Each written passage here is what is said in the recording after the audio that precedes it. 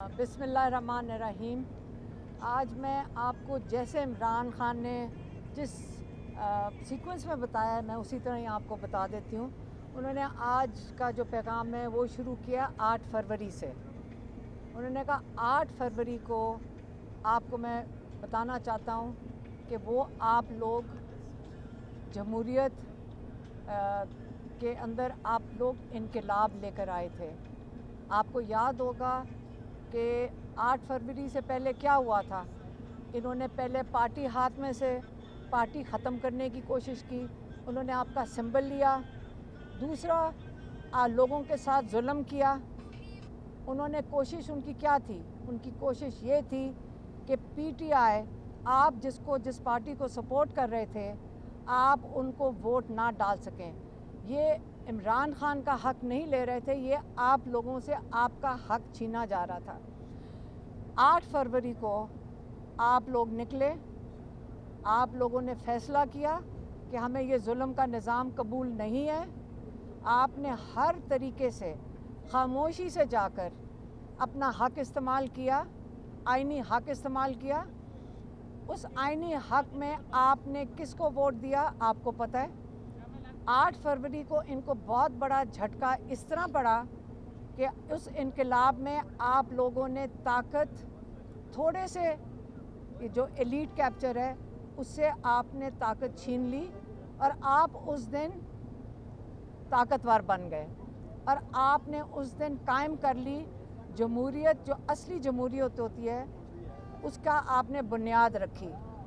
और 9 फरवरी को आपका सारा जो मैंडेट था, जो आपने एक जमहूरी निज़ाम कायम किया था, जिसकी बुनियाद रखी थी आपने, वो आपसे चोरी कर लिया गया।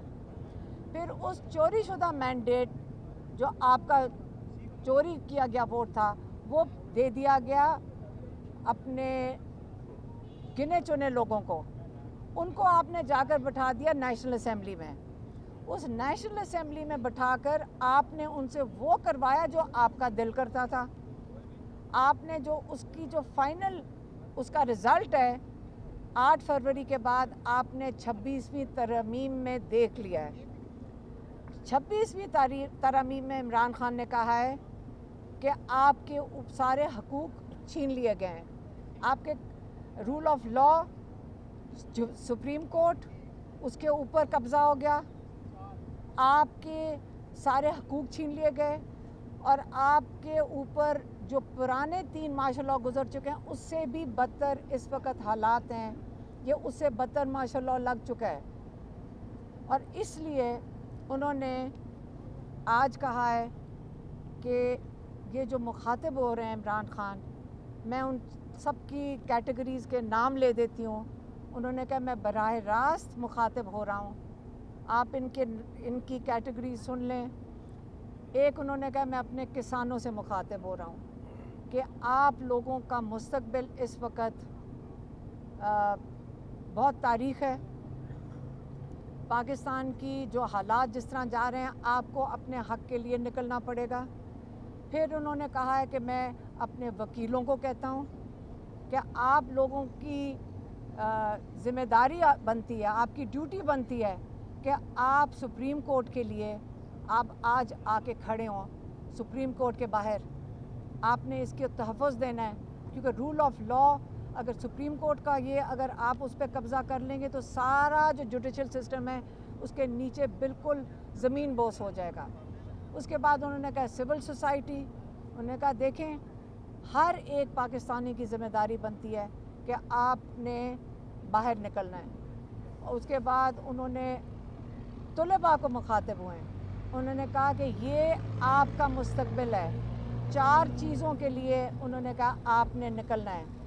4 चीज़ें क्या हैं? रूल ऑफ लॉ, आपने अपने जो जुडिशरी है उसके लिए निकलना है, उसके तहफ़्फ़ुज़ के लिए निकलना है। दूसरा आपका जो स्टोलन मैंडेट है आपने उसके लिए निकलना है।